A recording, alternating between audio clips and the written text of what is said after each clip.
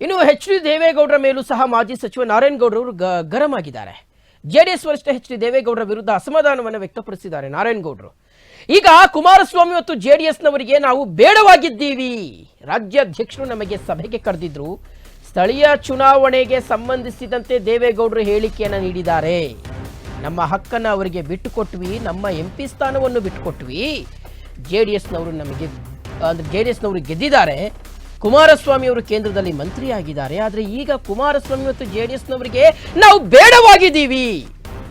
ಕುಮಾರಸ್ವಾಮಿಗೆ ticket ಕೊಟ್ಟಾಗ Sumalatha madam ಮನೆಗೆ ಹೋಗಿ ಮನವೊಲಿಸಿದ್ವಿ, ಆಗ ನಾವು ಬೇಕಾಗಿತ್ತು, ಈಗ ನಮ್ಮ ಶಕ್ತಿ ಅವರಿಗೆ ಬೇಕಾಗಿಲ್ಲ, ನಮಗೆ ಪಕ್ಷ ಕಟ್ಟುವ ಶಕ್ತಿ ಇದೆ, ದೊಡ್ಡವರು ಹೇಳಿದ ಮೇಲೆ ನಾವು ಪಾಲಿಸ್ತೀವಿ, ಮಂಡ್ಯದಲ್ಲಿ ಬಿಜೆಪಿ ಪಕ್ಷವನ್ನು ಕಟ್ತೀವಿ, ಭದ್ರ ಕೋಟೆಯನ್ನಾಗೆ ಮಾಡ್ತೀವಿ ಅಂತ ಮಾಜಿ ಸಚಿವ ನಾರಾಯಣಗೌಡರು ಈ ಒಂದು ಹೇಳಿಕೆಯನ್ನು ಕೊಟ್ಟಿದ್ದಾರೆ.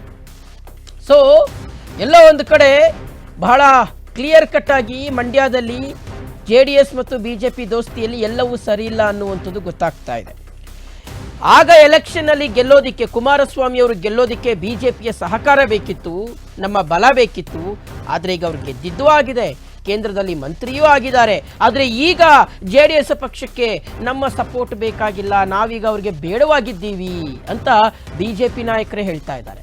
ಅಷ್ಟೇ ಅಲ್ಲ, ನೇರವಾಗಿ ಅವ್ರು ಹೇಳ್ತಾ ಇರೋದೇನು ಅಂದರೆ, ನಾವು JDS ವಿರುದ್ಧವೇ ಕೆಲಸ ಮಾಡ್ತೀವಿ, JDS ಪಕ್ಷದ ವಿರುದ್ಧವೇ ಪ್ರಚಾರ ಮಾಡ್ತೀವಿ, ನಾವು ಬಿಜೆಪಿ ಪಕ್ಷವನ್ನು ಕಟ್ತೀವಿ, ನಾವು ಏಕಾಂಗಿಯಾಗಿ, ನಮಗೆ JDSನ ಸಹವಾಸವೇ ಬೇಡ, ನಾವು ಏಕಾಂಗಿಯಾಗಿ ಮಂಡ್ಯವನ್ನು ಬಿಜೆಪಿ ಭದ್ರಕೋಟೆಯನ್ನಾಗಿ ಮಾಡ್ತೀವಿ ಅನ್ನುವಂಥದ್ದು ಇಟ್ಸ್ ಕ್ವೈಟ್ ಚಾಲೆಂಜಿಂಗ್. ಯಾಕೆಂದರೆ ಮಂಡ್ಯ ಹೇಳಿ ಕೇಳಿ ಕಾಂಗ್ರೆಸ್ ಮತ್ತು JDSನ ಭದ್ರಕೋಟೆಯ ಜಿಲ್ಲೆ.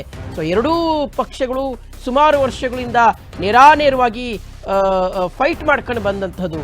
ಆದರೆ ಯಾವಾಗ ಬಿಜೆಪಿಯಲ್ಲಿ ಒಳಗಡೆ ಬಂತು, ಈಗ ಬಿಜೆಪಿಯೂ ಸಹ ಅಲ್ಲಿ ತನ್ನ ಪಾರುಪತ್ಯವನ್ನು ಸ್ಥಾಪನೆ ಮಾಡಲಿಕ್ಕೆ ಪ್ರಯತ್ನ ಪಡ್ತಾ ಇದೆ. ಇದರ ನಡುವೆ ಈಗ ಬಿಜೆಪಿ ನಾಯಕರು ಅದೇ JDS ವಿರುದ್ಧ, ದೋಸ್ತಿ ವಿರುದ್ಧ ಕೆಂಡ ಕಾಡ್ತಾ ಇರ್ತಕ್ಕಂಥದ್ದು ಒಂದು ರೀತಿಯಾಗಿ ಮಂಡ್ಯ ರಾಜಕೀಯದ ದಿಕ್ಕು ದೆಸೆಯನ್ನೇ ಬದಲಿಸುವಂತ ಎಲ್ಲ ಲಕ್ಷಣಗಳು ತೋರಿಸ್ತಾ ಇದೆ. ನಮ್ಮನ್ನೆಲ್ಲರನ್ನು ಮೀಟಿಂಗಿಗೆ ಕರೆದಿದ್ರು, ನಾವೆಲ್ಲ ಒಟ್ಟಾಗಿ ತೀರ್ಮಾನ ತಗೊಳ್ತಾ ಇದ್ದೀವಿ. ಸ್ಥಳೀಯ ಚುನಾವಣೆಯಲ್ಲಿ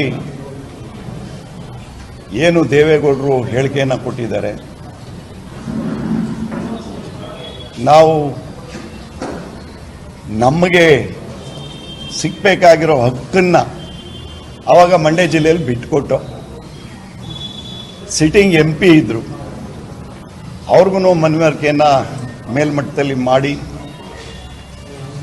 ಅವರನ್ನು ಜೊತೆ ಕರ್ಕೊಂಡು ನಾವು ಇಡೀ ಜಿಲ್ಲೆಯಲ್ಲಿ ಚುನಾವಣೆಯನ್ನು ಮಾಡಿದೆವು. ಕುಮಾರಸ್ವಾಮಿಯವರು ಗೆದ್ದರು, ಒಂದು ದೊಡ್ಡ ಸ್ಥಾನದಲ್ಲಿ ಅವ್ರಿಗೆ ಮಂತ್ರಿ ಏನೋ ಸಿಕ್ತು.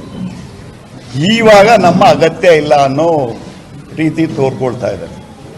ಅದಕ್ಕೆ ನಾವು ಅಲ್ಲಿ BJPನ ಒಂದು ಮಟ್ಟದಲ್ಲಿ ಅಲ್ಲಿ ಒಂದು ಸರಿ ಅಲಯನ್ಸಲ್ಲಿ MP ಆಗಿದ್ರು ಸುಮಲತಾ ಮೇಡಮ್ ಅವರು, ನಾನು ಶಾಸಕನಾಗಿದ್ದೆ.